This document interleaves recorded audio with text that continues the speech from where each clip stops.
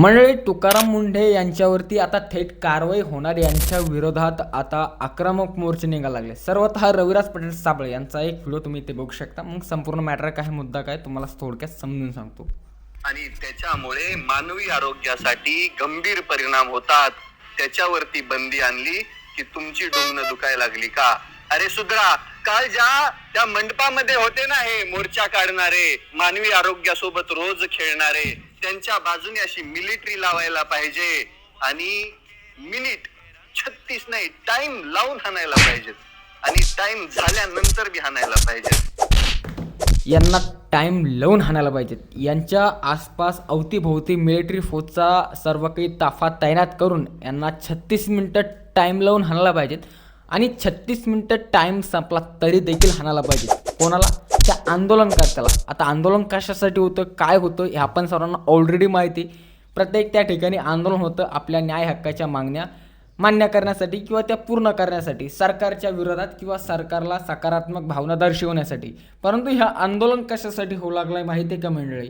हे आंदोलन जर कधी तुम्हाला माहिती झालं कशासाठी होऊ लागले तर तुम्ही देखील तुमच्या पायातील चप्पल बुटे काढून त्यांच्या तोंडावरती नक्कीच हाणल्याशिवाय इथे राहणार नाही.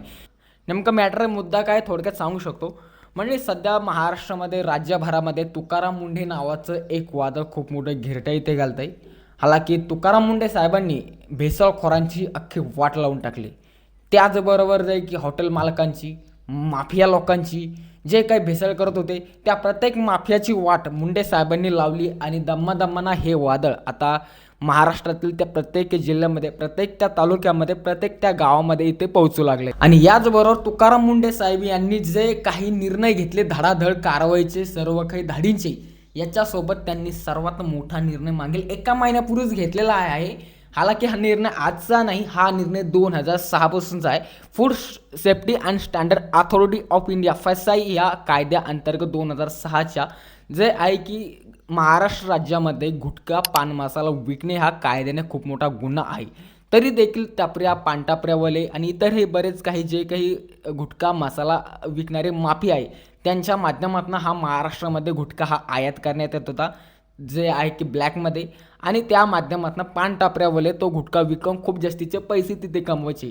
आणि आता तुकाराम मुंढे साहेब यांनी जे आहे की नवीन नियम आणि निर्देश जारी केलेले, जर कधी असलं काही आढळले त्यांच्यावरती थेट ते धाडी टाकू लागले आणि त्यांना थेट जे आहे की पकडून जे आहे की आतमध्ये टाकू लागले. आणि जिथे कुठे कोणत्याही पानटपरीमध्ये गुटखा, पान मसाला विकताना तो गुटखा विकणारा सापडला की मात्र त्याच्यावरती थेट मोक्का लावण्याचा आदेश जे आहे की FDA आयुक्त तुकाराम मुंढे साहेब यांनी ते दिलेला आहे. यालाच अनुसरून, यालाच विरोध करून जे आहे की काही ना काही गुटखा, पान मसालावाल्यांचं म्हणणं पडलंय की आमचा खूप मोठा तोटा, आमचा खूप मोठा लॉस इथे होऊ लागलाय.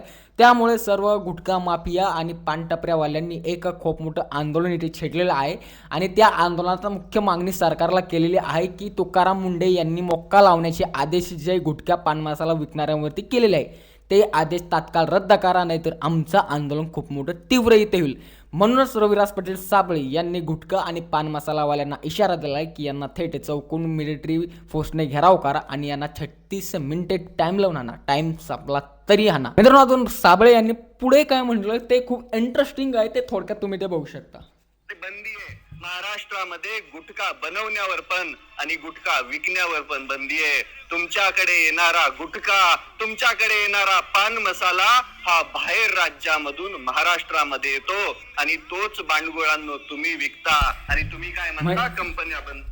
म्हणजे मित्रांनो, जो गुटखा आपल्या महाराष्ट्रामध्ये येतो तो काही आपल्या महाराष्ट्रामध्ये बनत नाही किंवा त्याला बनवण्याचे कोणतेही अधिकार महाराष्ट्रामध्ये आपल्या इथे उपलब्ध नाही आहे आणि विकण्याचे देखील कोणतेच अधिकार उपलब्ध नाही.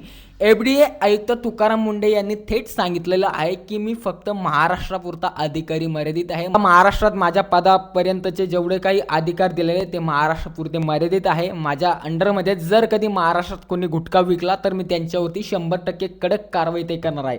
परंतु होत काय होतं की हे गुटखा माफियावाले बाहेरून गुटखा आयात करायचे आणि महाराष्ट्रामध्ये ब्लॅकमध्ये विकायचे. आणि मित्रांनो, साबळे यांनी ह्या आंदोलनकर्त्यांना काय म्हटलंय हे नक्कीच एकदा ऐका. तुमचं देखील हसू थांबल्याशिवाय ते राहणार नाही. बंद करा. तुम्ही गुटखा विकला तर तुम्हाला गुटखा चारून डुंगणावरती फटके देऊन मारलं जाईल.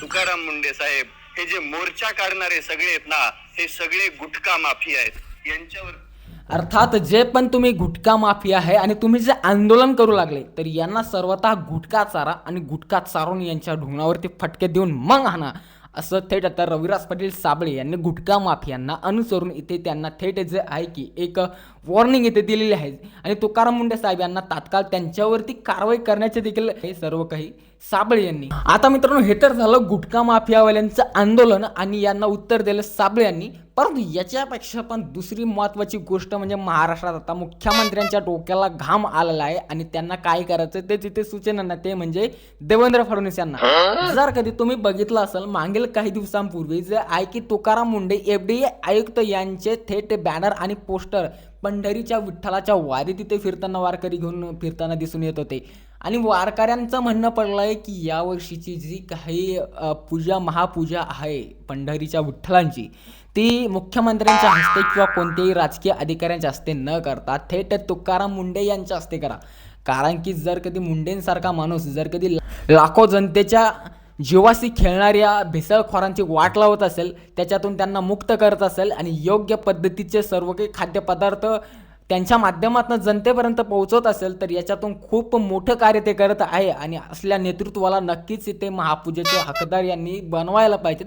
म्हणून मुख्यमंत्र्यांच्या डोक्याला ऑलरेडी इथे घाम आता फुटलेला आहे मित्रांनो. आणि आता मित्रांनो, तुकाराम मुंडे साहेब यांनी काय कमवलं ते व्हिडिओच्या शेवटीला नक्कीच सांगू शकतो. तर एक हा व्हिडिओ देखील तुम्ही बघू शकता. इंस्टाग्रामवरती 50 लाखपेक्षा जास्त व्ह्यूज त्याला आले, 5 मिलियनपेक्षा बघू शकता.